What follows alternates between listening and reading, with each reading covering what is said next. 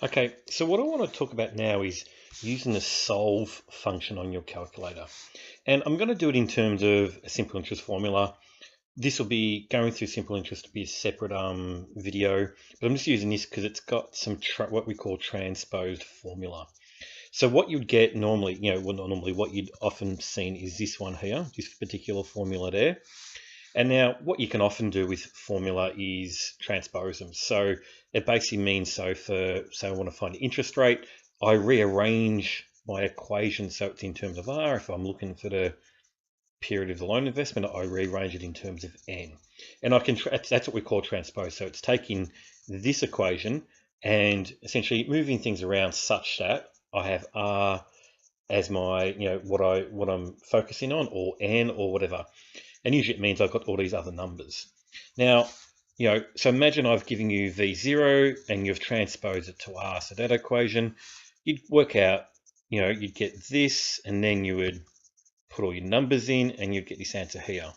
Now, the reason I want to use this is I want to actually now use the solve function where I actually use the V0 equation. So I actually want to use V0 equals 100 times I divided by R times N, using these numbers so I can show you what you're doing. So this is actually the formula I'm going to put into my calculator. All right, so this is probably means I'm going to have to go back and forth a little bit so I can get the numbers. But what I actually do is first is I type solve. So I go SOLVE,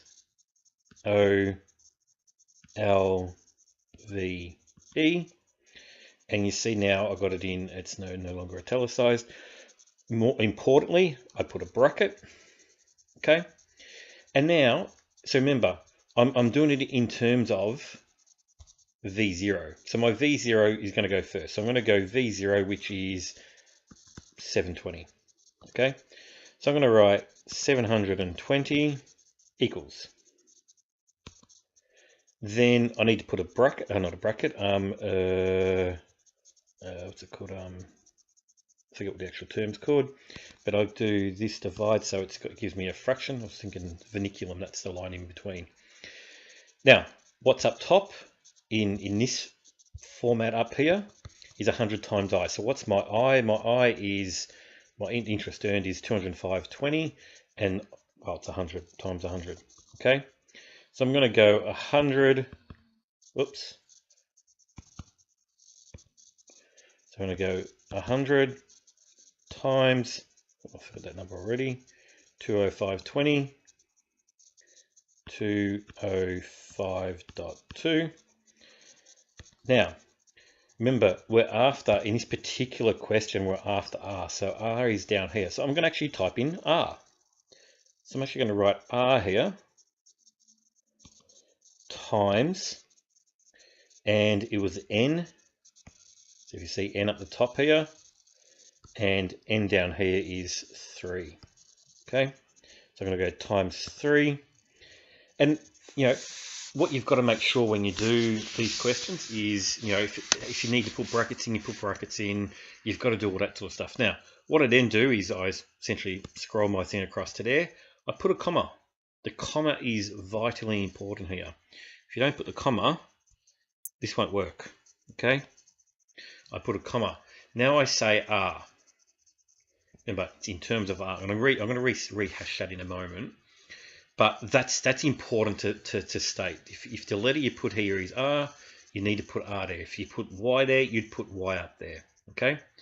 Now I press enter, and you see that R equals 9.5. And guess what? We used the transpose formula there, but you remember in this we didn't. We used the V0 formula up here. And by using solve, I've been able to solve that value, even though R is here. Okay. So let's have a look where I took a screenshot earlier. So remember, R in this particular case is here. It's not over here, it's down here.